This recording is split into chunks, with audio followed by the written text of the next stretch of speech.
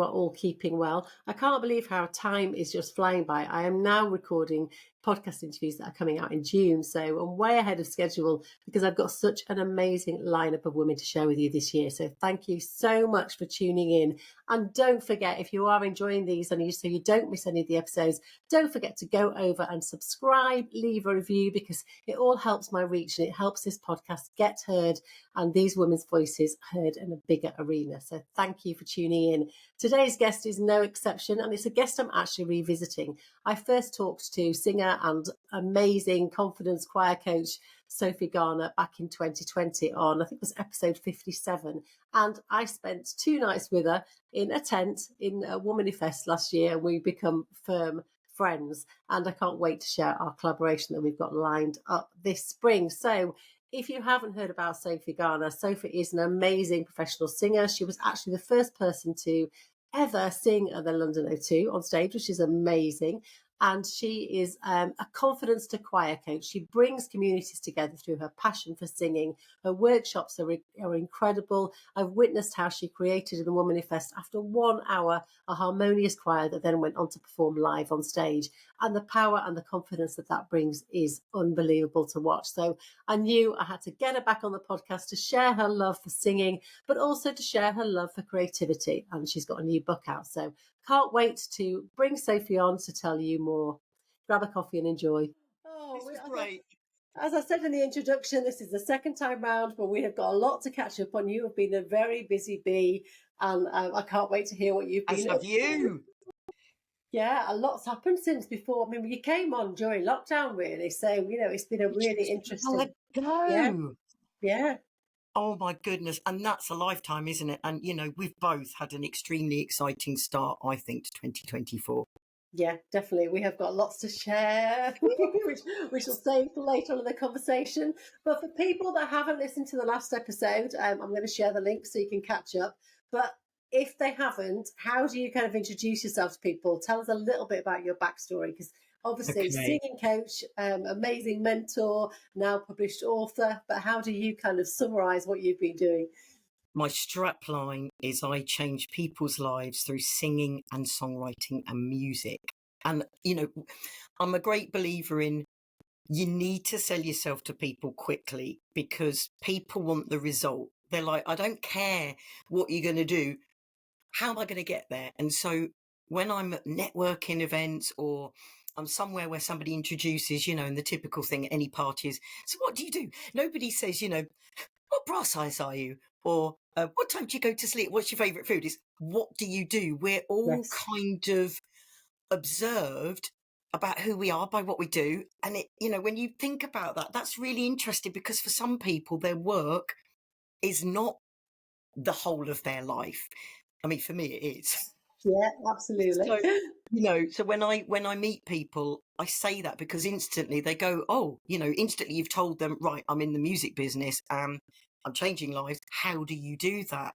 And then that opens up the narrative, really, Rachel, to running choirs, working with brain injury, stroke, dementia, working with sexually abused teenagers, self-harming teenagers, special education needs in schools, private singing. I go into corporate environments and do workshops, and that's really interesting because they don't often know who I am. And I work with an amazing coach called Kate, and she brings me in and she introduces me as part of the team, and then she'll go, and Sophie's a speaker, but she's actually a singing coach, and you're all going to be singing, and you see all of these amazing, and they're top executives. I mean, she brings me into it with really, I'm not going to say the companies because it's, I don't want to say anything, but top executives in some of the biggest companies. And it's really interesting because it's a level playing field.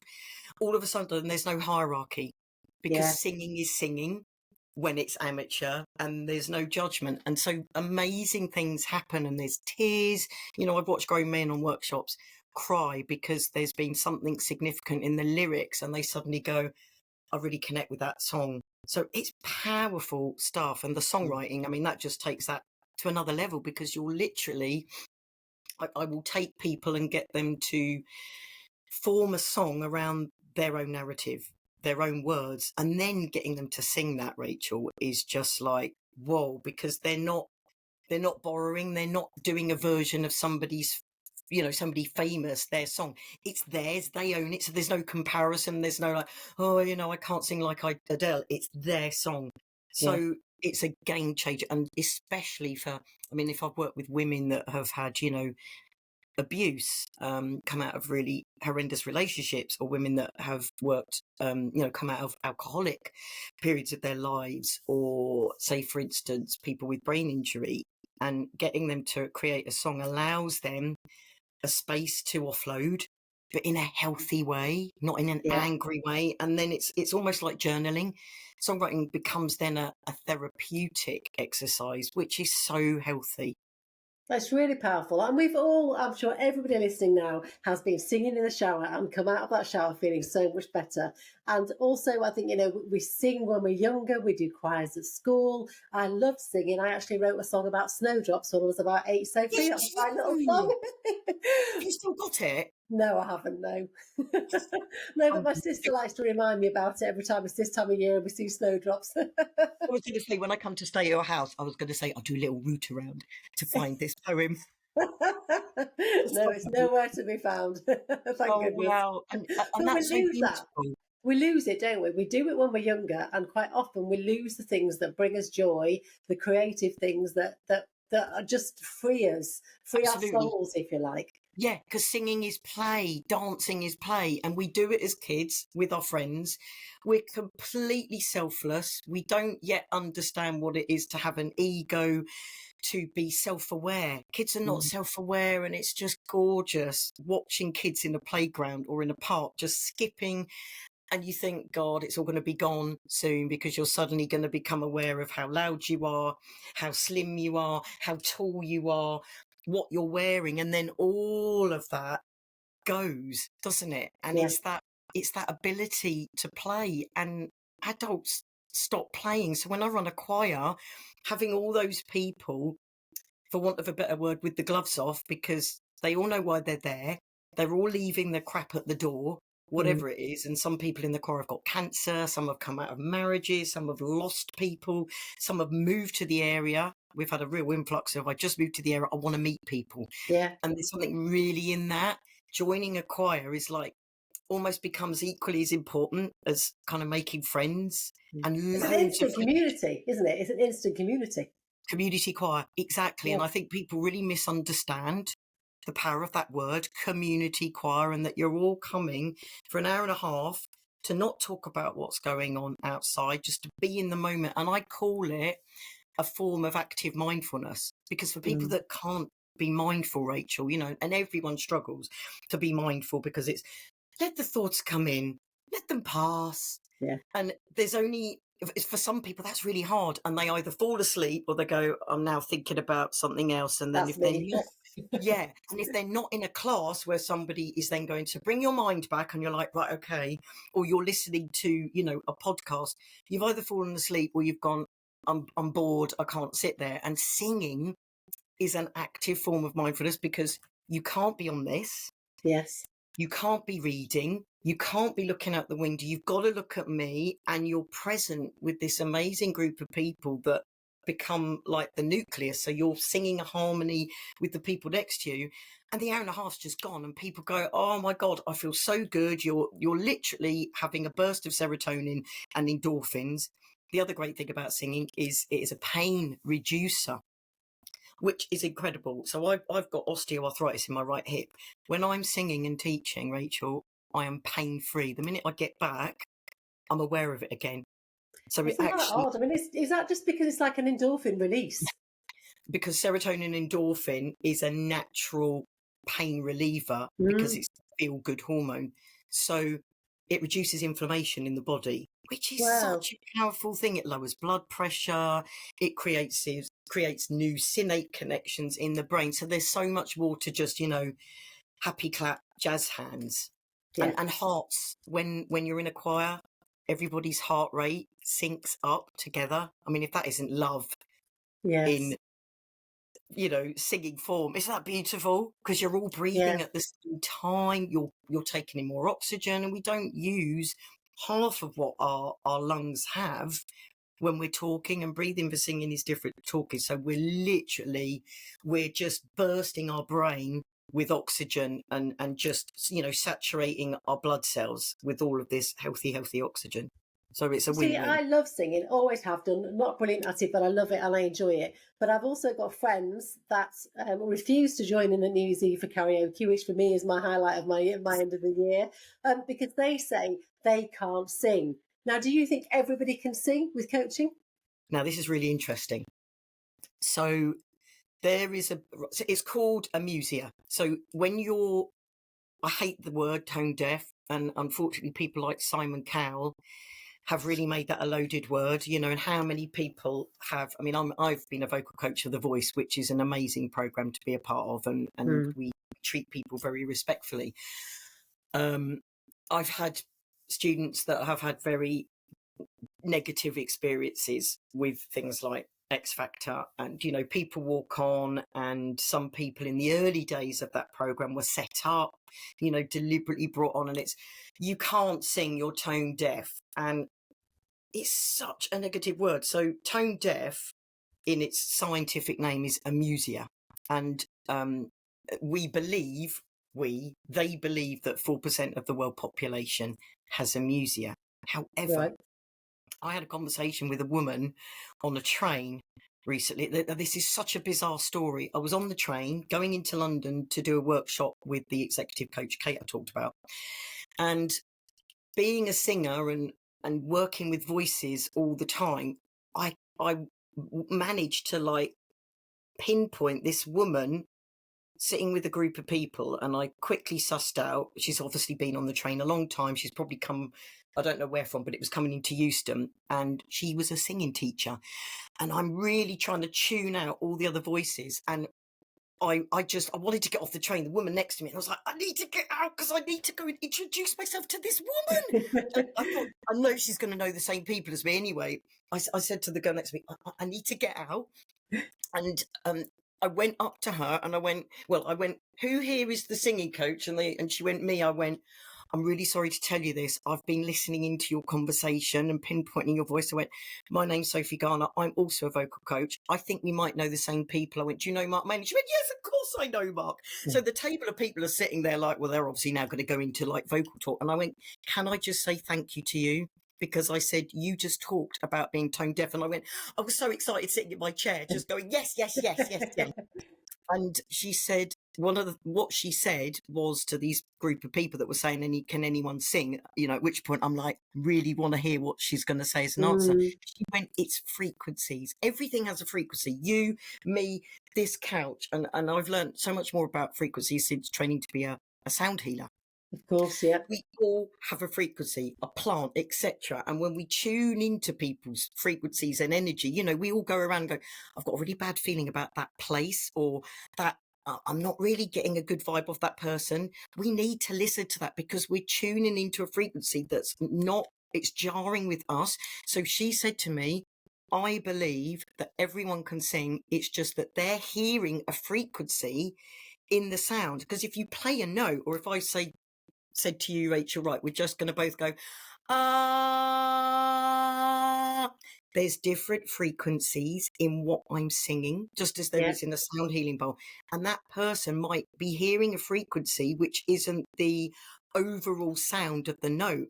And I've worked with people where they've literally arrived. I've had an executive walk in here, and someone that, if she was in the boardroom, Rachel, you'd go, well, I bet she's super powerful. And she stood here in front of the piano just behind this screen.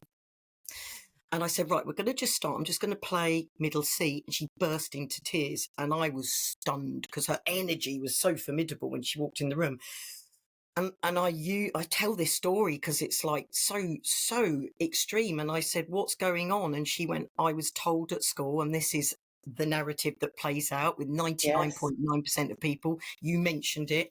I was told at school in front of the entire class, I couldn't join the choir because I couldn't sing. A child doesn't hear I can't sing. A child hears I'm no good, I'm useless, I need to be eradicated, I'm rubbish. It's a loaded, potent word. And so we worked through this, and eventually she was able to get over it and sing.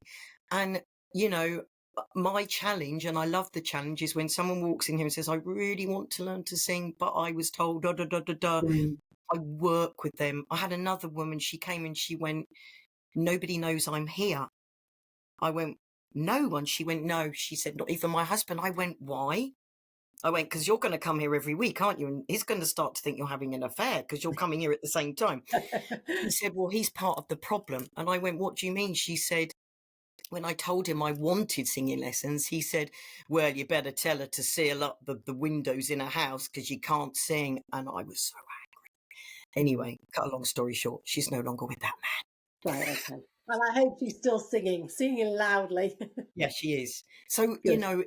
singing, it's sexual as well. It's how we show ourselves to the world. It's Yeah. when you say to somebody that, it really, I think, is akin to standing there in the nude and someone going, oh my God, look at the state of you, because you can't change your voice or your laugh. People criticize my laugh because it's quite high and squeaky, but it's really fun. And I got my laugh, the bit that's now high, from a vocal operation. I love my laugh, and we can't change that, can we? No. It's how we express ourselves. I mean, without sort of going to this too deeply, but when we make love, we express our voices, and we can't, stop how that expresses. It's natural. So Yeah. it's our birthright to sing. We made primal sounds woo, woo, woo, woo, woo, before we spoke, as Homo sapiens. So to Yeah. stop that in a person is wrong. It's our birthright. And I've seen the magic that you created. Sophie and I shared a glamping tent last year at Womanly Fest. That was we had such a great weekend. We did, but I saw you in action. So Sophie got a group of women together that I'd never met before, and basically performed and pulled a choir together In and an performed hour. live on an hour and performed live on stage in the evening. And it was just amazing, the power to see this group of people come together and learn a song and stand up there and completely own what they were doing and come together as a team. So it was Yeah. it was beautiful to watch. Thank you, because I saw you standing there and you had my back throughout it all. I knew, obviously, because it's my expert area, I knew what the end result was going to be. But some of those women stood there, and at one point, one was going to leave. And I went, don't you leave. I went, you've come here for a reason. Be here, show up for yourself, because I've got you. I'm holding space for you. And, they were like, but I can't sing. And I eradicate that straight away because, of course, I'm so used to hearing it. Yeah. It's what I hear every day with new people, and the power. And then at the end they went, can we do this again? Yeah. And I just thought, yes. And now that's become like, it's now a workshop that's going to happen at this festival every single year, which is I love brilliant. It that. will just grow and grow and grow.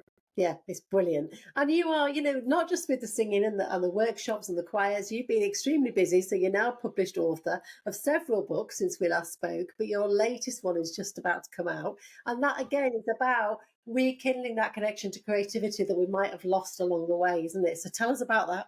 Oh my God. Well, first of all, for everybody that's watching, Rachel is actually featured in my book. She's got a lovely, I know, chapter where, and I call it, I'm telling you this now, the chapter where you're featured and a carefully chosen handful of beautiful women that I wanted to write is called With a Little Help from My Friends. Oh, I love that. Thank you. Obviously, a little nod to the Beatles there, which is one of my favourite bands. So Rachel is featured in my book. And it's lovely because that chapter with you in and the other women, you all talk about your own experience with play. And you obviously talk about it with the amazing dress up box and how now, I don't want to give too much away, but, Rachel talks about how she loved to dress up. And we all had that lovely dress up box. We're similar ages. I'm 50 and I loved it. And it was all hand-me-downs, and I'm sure it was like teachers Absolutely. and just shove stuff in. And we'd all dress up and it was brilliant. And you'd have that every week at primary school. It's lovely because, now you've rekindled that and you talk about how now you get to redo with being a model and just owning it and making that a creative part of your life. And this is the thing that I think people miss. So my book is called Reawakening, the Creative Playmaker. It's a book for women. And I really, my market will be women our age because I think we often lose our sense of identity. I've got friends that have said, I feel invisible. And this Yeah, seems to be a absolutely. common, I feel invisible.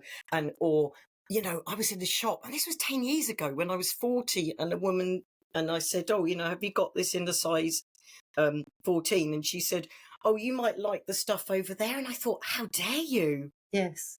Oh my God, I want to wear this, and I will if Yeah. I want to. And so, Reawakening the Creative Playmaker, it's a real mix of things. It's a journal and a book in one. It's full colour. I'm a stationery obsessive, so I've designed the book I would want to take off the shelf. So it's been quite expensive to produce. It's full colour, it's thick pages. There's even things to cut out and make. There's affirmations, there's quotes, there's poems, there's exercises for songwriting, for singing, to stuff to do in nature. So it's not just about being talented. And this is what I want to break the mold of. People think creative, and you hear people, oh, I'm not very creative. You're creative the minute you wake up and go to your wardrobe and go, what am I going to wear? You're creative when Yes. you go downstairs and make a recipe from scratch. That's being creative. And I think people really misconstrue. They think it's, oh, I can't paint, I can't dance, you know, I can't craft, I can't flower arrange. And it's not that, it's finding your thing. And for Mm. some, it's singing. So I've made this book a kind of free for all, where people can go through a journey, and I support them on that journey, and I talk about my own journey, and I'm quite vulnerable in the start of the book with what was Mm. going on with me, and how singing and songwriting became such a part of my survival, for want of a better word, at the age of Yeah. 13, when life was horrendous at home and at school, and it really was my savior. And Mm. so, the, you know, the power of creativity, and I think for people that aren't engaging in something that is just for them, you know, whether it's like a piece of paper and a pen and just doodling, they're missing. And they may be missing what they don't know they're missing till they do it, because you're doing something for you, with you, on your own. And it's that, going back to being mindful again. You know, I collect Cindy's. I love your collection. They're fabulous. Well, and I know very well what I'm doing. Hang on, I'm just going to get one. Stay there. Yes, do. Here's Cindy. Good old Cindy. This is Fabulous. Janice, after Janis Joplin, and I created a little Instagram account called Janice and Margot Mayhem. Margot obviously being the good life, because a lot of them have got really crazy, like, crinoline outfits, and it's a space where I can get really, really creative. I've literally got 17 Cindy's. I've got the swimming pool. I've got a 70s caravan. I've Love got a it. beauty counter. I've got the car, the scooter, the house. I mean, people watching this and go, she's mental. But there It's are our grown ability to women. play. It's our ability Yeah, to play and to it switch off. is. Yeah. It is. And there's grown women in this group. There's also some fabulous gay men who I absolutely love, and they make the best outfits. Their Cindy's are like couture. And, you know, there's people that are barristers and lawyers, and it's really creative. And I even featured in a couple of magazines with a spread on my collection, which was it was just brilliant. And even in a really like expensive magazine called Sorbet, and they did a write up, and it was just like, wow. And I thought, well, that's telling you something. If they wanted to do a feature, and it's, you know, it's like people that collect beautiful artisan dolls houses, Yeah. which have amazing, like, Rococo furniture, Yeah. you know, and so it's, I'm going to be honest here, I'm going to stick my hands up. This is something that I might do in the future, because I have oh, always wanted to have a proper doll's house. I've always wanted to with the big create, door that yeah, opens, with the lighting, with the wallpaper, you name it. the I've attic, always wanted to have that. love it. And it's so cheap to do. It's so cheap to do. So it's cathartic, you know, and I know what's going on. Part of it is reconnecting with the inner child that had a bit of a crappy, you Mm. know, some of it was crappy, some of it was lovely, but some of it was crappy. And it's just so, it's so beautiful to like have something that you get these flashes of, I get flashes of at Christmas, opening up and receiving the ballet Active Cindy, and just how exciting that was, and having her doing all the movements. Do you know what I mean? So Yeah. there's that, and I collect stationery, and I love losing myself, just like a child would, you know, where you go, you've been out all day playing, and then mum's like, you be back for 5 o'clock, and you're outside and you're on your bike and your brother's on the chopper because it's 1978. Yeah. And, you're so lost in playing and making dens that you forget to come back. And that's how I feel when I'm with my Cindy's, when I'm teaching choirs, when I'm with stationery. And so the book is really about getting women to open it and go, oh my God, look at this beautiful thing with all these pages, and just immerse. And that's why I've done it. And it's my first woman's book, because the other two were, for children, teaching them how to songwrite. So I'm really excited because it's written, there's a lovely balance of writing and of exercises, and of at the back there's these beautiful colour pages that I've put in for people to tear out and do whatever they want with. Do you know what springs to mind for me? The word permission. It's a book like yours that gives women permission to switch off, Absolutely. do their own thing. They will be drawn to different parts of your book at different times of the day or the week. And it's giving yourself permission to be creative. It is. And do you know what's really weird, Rachel? This is so synchronous. I nearly called it Permission to Play. How weird is Yeah. that? Yeah. Yeah. How weird is that? Yeah, because it is Because it one is. area that women stop themselves from doing it because we feel like we've had to ask permission to allow ourselves time to do the things that bring us joy. And because for some it's seen as frivolous or a Yeah. waste of time. There's this whole kind of issue around relaxing and having fun, isn't there? Like, it's taken us, we should be doing that because we should be working hard, and there isn't time to do that. And it's a waste of time. And actually being creative has been proven to help with our social cohesion, help with our mental health, again, recreating synapses. So Yeah. there is so much more to play. And I talk about that in the book and the benefits of it for our health and well-being. I can't wait to see that out on the shelves. It's going to be brilliant. Fantastic. Not long to go. And I know. let's get on to how you and I, we've both got, we're both on a mission to empower women. We do it in different ways, but I've always been about stepping out of your comfort zone. And for me, my body confidence in particular has always, it's grown when I've stepped out of my comfort zone. It's not grown from being on a diet. It's not Yeah. come from, being a certain dress size. It's come from doing things, trying new activities, taking on new challenges, and learning more about myself that way. So when you and I got talking, we thought, what better way to reunite our communities and to create a choir for the day. And I can't wait. I can't wait. And we got the idea, didn't we, after spending a night together in bed? Yeah, we did. Yes, we did. And seeing what you've done with the Womanifest and bringing those women together, I just think it's going to be the perfect way to get women to step out of the comfort zones that are perhaps feeling a lack of confidence, that are feeling a little bit lost, that that maybe not even thought that they want to do join a choir or singing, but it's just a day to come together to learn some songs. And at the end of the day, what we're going to do at the end of the day, Sophie, tell them how we're going to step out. Go on, reveal it. Go on, go for it. Well, they are going to perform live. We're going to live stream it on social media. So we're going to perform 3 songs. And I say we because I'm going to join the choir too for the day. Absolutely. Wait. So It's going to be we're amazing. going to talk about my own body confidence experience and how I've grown and the things that I've done to find where I am now. But also you're going to talk and share about the practical reasons why it's so good for your body physically and mentally, and Absolutely. some of the tips that you can carry forward, not just in that day, but long term, to help with anxiety, to help build confidence. It's something these are practical, real steps that can make a big difference to how you feel, don't they? Posture, breathing, lowering blood pressure. It's going to be brain food for the day, and that's that's one of the things that we talked about. It's not just right, thanks for the day then, see you ladies. It's you're going to have really lovely things to take into your life, and actually you'll probably end up sharing with other people. If you've got grandkids or kids, you'll want to pass that on.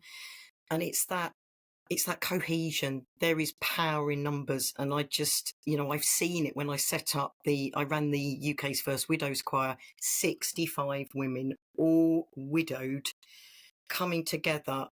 There were tears, there was laughter. It was so powerful. And I'm about to do the Cambridge widows next weekend. and there's also widowers. We've got 5 men, but loss is loss. And I Yes. just think there'll be so many women that will probably want to come with us, Rachel, all from different ages, different Yeah. walks of life, and they'll all have their own reasons for coming. But I want to say, for anybody that watches me and Rachel right now talking about this, get out of your own bloody way and just take the risk, because everybody is going to feel the same. And I particularly love working with beginners. In fact, that's like my thing.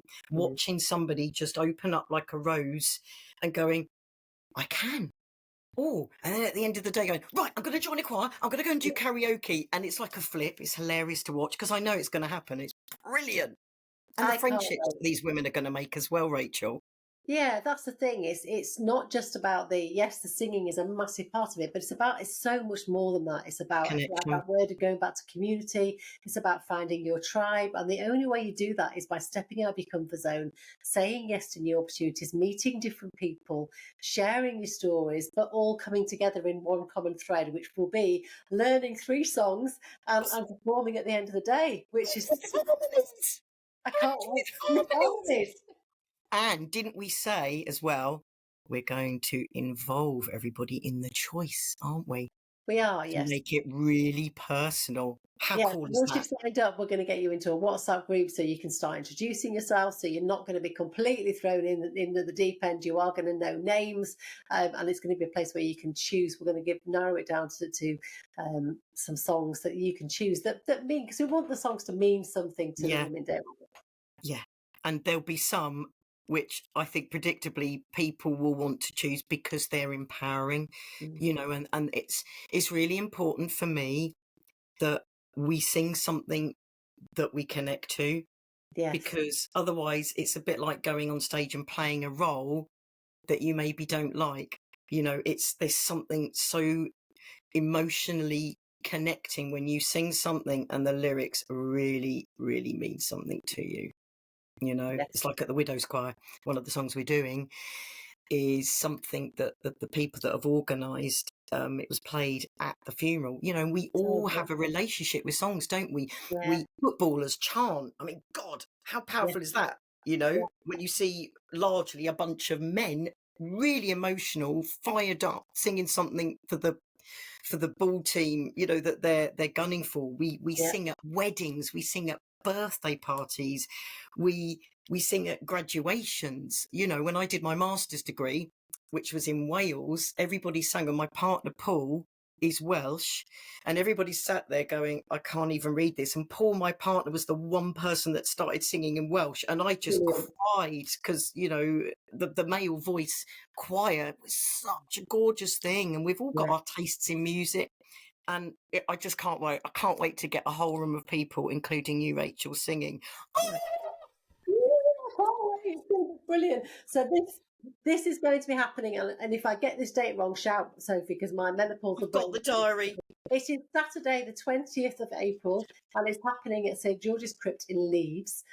So it's going to be a full day from kind of 9 o'clock till 5, but we will be performing at the end of the day. You will have lunch, and I will leave all the details of the show notes, but you will be hearing lots more from Sophie and I about this. We're going to be doing some lives, we're going to be talking more about it, but I cannot wait to collaborate with you. This is going to be such an amazing day, really special, and just what a brilliant way to get women together to build confidence and to get them to just take ownership of themselves and really fill the space that they quite Yes. definitely should be taking. And women empowering other women, which there's nothing more beautiful. I frequently walk down the street and go, you look so hot in that. Mm. I'm straight, and they'll be like, oh, wow, thanks, or God, I love Literally. that outfit. And that can change someone's day. And we don't do that enough with each other. So No, seeing all these women come together and, looking at each other going, I'm nervous. Are you nervous? Yeah, I am. And me going, but don't worry, it will be fine. exactly. Yeah. And that's perfectly leading on to my last few questions, Sophie, because my last question that I ask all my guests is, if you were to pay yourself a compliment, what would it be? Oh my God. Oh God, Rachel. It's easy to give compliments to other people, but not quite so easy for yourself. Okay. A compliment about myself. I am so generous with my emotional support. Well, as one of your friends, I will definitely go along with that one. That's lovely. Oh, thank Thank you. And you. I get to stay over with you before I go all the way back That's so down much south. fun. Can't wait. And my last question: liberty, free to be. What does that mean to you? It means to show the world the authentic, vulnerable me. And it's quite timely at the moment because I'm 50 in numerology is the beginning and the end. Numerology goes in sevens in terms of our life. So 50 is a really poignant time because it's the end and the beginning of a cycle. And I'm really feeling I'm coming out of a bit of a chrysalis. And there's a vulnerability and a rawness, but a real sense of empowerment. I'm really becoming the woman that I need to be. So it would be that showing myself to the world in all my vulnerability, and that's brave, you It know. is brave, and you're going to be helping other women do that as well. How It's can such a people great find question. you, Sophie? How can people find you on social media? Okay, so go to sophiegarner.com, Sophie Garner Singer on Facebook, and Sophie Garner 1 on Insta. They're my kind of two main social network groups, but sophiegarner.com website, and I'm happy to answer any questions. I want people to, you know, if they're like on the verge of wanting to do this with you and I, and they're like, oh, but I need to ask a question, however stupid you think a question is, Yes. it won't be stupid to me, because No. it's, you know, this is what I do for a living. But for all of the people out there, they're going to be like, but this is all new to me. Just get out of your own way, take the step, because everybody is going to feel the same on that day. So you're I, all in the boat together. I can't wait. Thank you so much. Love Good to see you as always. And you. I'll see you soon. Mwah. Thanks, Sophie. Thank you so much, Sophie, for joining me. And there's lots to take away from that. I can't wait to do the collaboration with you on the Saturday, the 20th of April, to have a room full of women learning songs, coming together, building our own community for a day. And then we will be performing them, live streaming them on social media at the end of the day. So there is an end goal, taking us all out of our comfort zones. And I say all of us because I will be doing that too. And I can't wait to share the experience with everybody. So that's happening on Saturday, the 20th of April in Leeds at St George's Crypt. If you would like more information, see the link below. But if you've got any questions as well, just drop me a DM and I will always get back to you. But I can't wait. It's going to be such an empowering day. The other thing that I really think is important about today's conversation is that need for creativity in our lives, whatever that means to you. It could be drawing. It could be that you really like wildflower pressing. It could be you like walking, you like doing dance, anything. There is something out there for you, but it's about allowing yourself that time, that permission word again, giving yourself permission for the time to spend doing something that brings you joy and getting creative through play. We are never too old for that. So I really hope that if you take nothing else away from today's episode, that you have a really great think about that. I will be back in a fortnight, but in the meantime, keep being fabulous. Thank you for listening to the Liberty Free to Be podcast. I hope it's left you feeling inspired. If it has, why not come and join the free Liberty Lifestyle Hub over on Facebook, with over 300 women, all at different stages of midlife, making new connections and supporting one another. Don't forget to come and say hello at Liberty Free to Be on Instagram. I'd love to know what free to be means to you. If you're loving the podcast, don't forget to subscribe, rate, share with your friends and leave a review. Your support is much appreciated. I'll be back in a fortnight, but in the meantime, keep being fabulous.